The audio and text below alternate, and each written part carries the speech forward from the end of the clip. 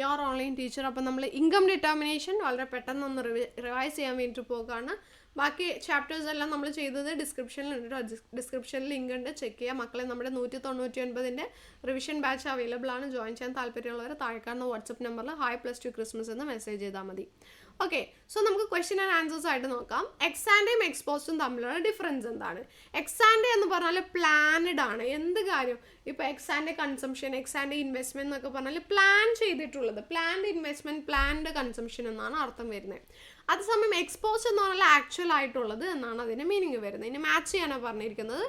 MPC കാണാൻ ΔC/ΔY ആണ് കേട്ടോ, change in consumption by change in income. APC കാണാൻ വെറുതെ C/Y ആണ്.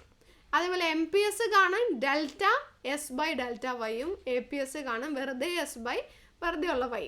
ഓക്കെ, ഇനി അടുത്തത് നമുക്ക് താഴെ തന്നിട്ടുള്ള ഡീറ്റെയിൽസ് നോക്കിയിട്ട് MPC, MPS, APC, APS ഒക്കെ കാണാം. അപ്പോൾ ആദ്യം തന്നെ നമുക്ക് MPC കാണാം. MPC കാണാനുള്ള ഇക്വേഷൻ എഴുതാം. MPC കാണാൻ ΔC/ΔY.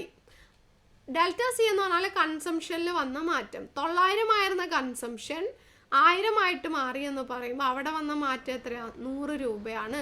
സോ കൺസംഷനിൽ വന്ന മാറ്റം 100 ഡിവൈഡഡ് ബൈ ഇൻകത്തിൽ വന്ന മാറ്റം. 1000 ആയിരുന്ന ഇൻകം 200 ആയിട്ട് മാറി, 1200 ആയി മാറി എന്ന് പറയുമ്പോൾ ഇൻകത്തിൽ വന്ന മാറ്റം 200 ആണ്. സോ 100/200, 100/200 എന്ന് പറയുന്നതാണ് നമ്മുടെ MPC, അതായത് 0.5 ആണ് MPC. ഓക്കെ, ഇനി MPS കാണണം. MPS കാണാൻ സേവിങ്സിൽ വന്ന മാറ്റം തന്നിട്ടില്ല. അപ്പം നമുക്ക് ഏത് ഇക്വേഷൻ ഉപയോഗിക്കാം? 1 - MPC എന്നുള്ള ഇക്വേഷൻ ഉപയോഗിക്കാം. അപ്പോൾ 1 - 0.5 എന്ന് പറഞ്ഞാൽ 0.5 തന്നെ. സോ MPSും MPCയും 0.5. ഇനി നമുക്ക് എന്ത് കാണണം? APC കാണണം. APC കാണാൻ വെറുതെ ഉള്ള കൺസംഷൻ ഡിവൈഡഡ് ബൈ ഇൻകം ചെയ്താൽ മതി. അപ്പോൾ കൺസംഷൻ 900ഉം ഇൻകം എന്ന് പറയുന്നത് 1000 ആണ്. സോ അത് ചെയ്ത് കഴിയുമ്പോൾ 0.9 നമുക്ക് കിട്ടും. 0.9 എന്ന് പറയുന്നതാണ് നമ്മുടെ APC. ഇനി APS കാണാൻ എന്ത് ചെയ്താൽ മതി? APS കാണാൻ 1ൽ നിന്ന് APC കുറച്ചാൽ മതി. സോ 1 - 0.9 ചെയ്യുമ്പോൾ 0.1 കിട്ടും. അങ്ങനെ നമുക്ക് APSും APCയും MPSും MPCയൊക്കെ കിട്ടി. പിന്നെ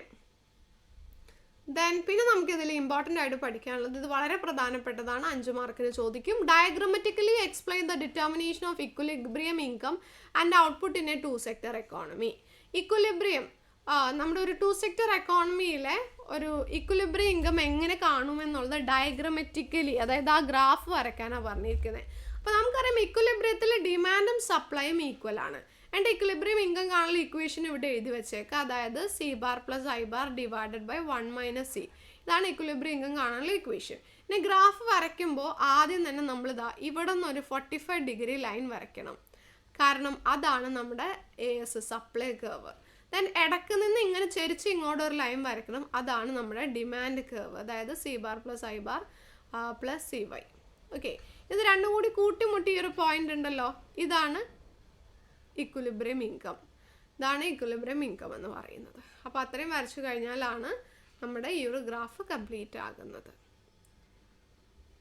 പിന്നെ ഓൾറെഡി നമ്മളിതെല്ലാം പറഞ്ഞു. പിന്നെ നമ്മളോട് ചോദിച്ചിരിക്കുന്നത്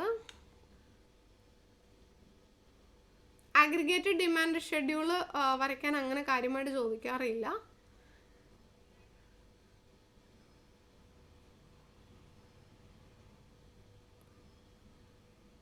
ഓക്കെ, പിന്നെ ഇതുകൂടി, അതായത് ഒരു വ്യക്തിയുടെ വരുമാനം 0 ആകുമ്പോഴും ആ വ്യക്തിക്ക് ഉണ്ടാകുന്ന ഉപഭോഗം, അതായത് ഇൻകം 0 ആണെങ്കിലും കൺസംഷൻ നടക്കാറുണ്ട്. അതിൻ്റെ പേരെന്താണ്? അതിൻ്റെ പേരെന്ന് പറഞ്ഞാൽ ഓട്ടോണമസ് കൺസംഷൻ ആണ്. A bar by 1 - C നോട് ഈക്വൽ ആയിട്ടുള്ളത് എന്താണ്? C bar പ്ലസ് ഇതല്ല, C bar + I bar divided by 1 - C ആണ് കേട്ടോ. ഓക്കെ, അപ്പോൾ ഇൻകം ഡിറ്റർമിനേഷനിലെ ഏറ്റവും പ്രധാനപ്പെട്ട കാര്യങ്ങൾ നമ്മൾ ഇത്രയാണ് പഠിക്കുന്നത്. വീഡിയോ ഹെൽപ്ഫുൾ ആയിട്ടുണ്ടാവുമെന്ന് വിചാരിക്കുന്നു. Thank you.